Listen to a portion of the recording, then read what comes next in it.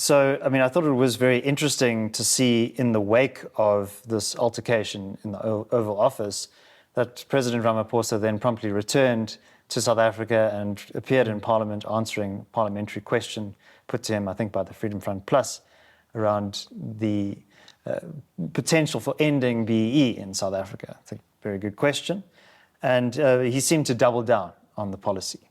Do you think he is sincere in his belief in BEE as an instrument of economic advantage or opportunity generation? Or do you think he knows the kind of the sinister underbelly of it?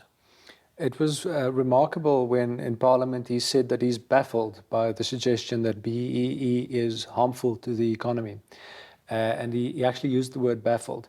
Some people have since said or argued that that is insincere, that he must know that BEE is harmful. But I actually think that he means it. And I think for three reasons. The one is that he has a preference, and within the ANC and with sections of South African society, there's a hard political preference for a certain kind of political dominance by the ANC and dominance by black people. That is a real political preference with Mr. Ramaphosa and with others.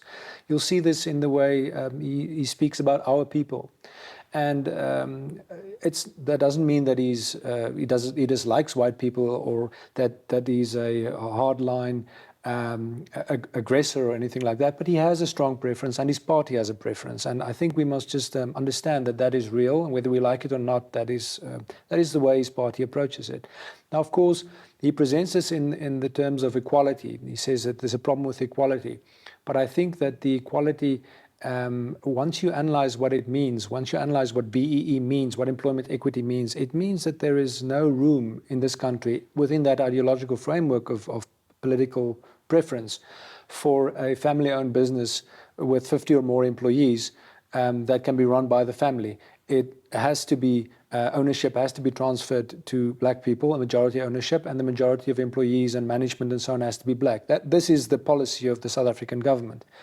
And so that seems to be a clear political preference. So I think he's sincere in that preference, and whether we like it or not, I don't think he doesn't think of it as evil. He just thinks that is justice, and he thinks maybe he calls it equality, but in fact it is to construct a new political dominant economy as the same way the political space is reflected. Then the second reason why I think he's sincere is that he does not understand that BEE is economically harmful. It requires an economic understanding. And good economics is not equally distributed in society. And certainly Mr. Ramaphosa is, among many other world leaders, have shortcomings in his understanding of economics. In this case, it's very severe. And he sincerely seems to believe that it's best if ownership is spread equally through any society, and that will lead to growth. It's actually the opposite all through history.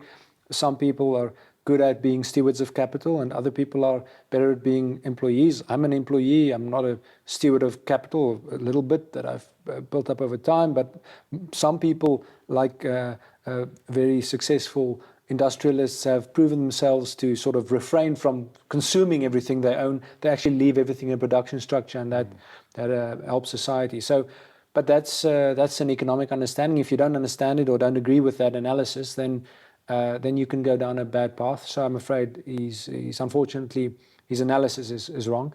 And then thirdly, I don't think this is so much the case with Mr. Ramaphosa, but I think many people around the patronage network still wants to benefit from BEE. And it's easier to benefit through the political system for many people than it is through the entrepreneurial value-adding system. And so there's unfortunately very much pressure at low level and high level within the ANC still for sectional interests, people who want to grow rich and think that it's all right for them to do so through political means. Mr. Ramaphosa has become fabulously rich already in the 1990s, so I think it's not at this stage a big thing for him anymore.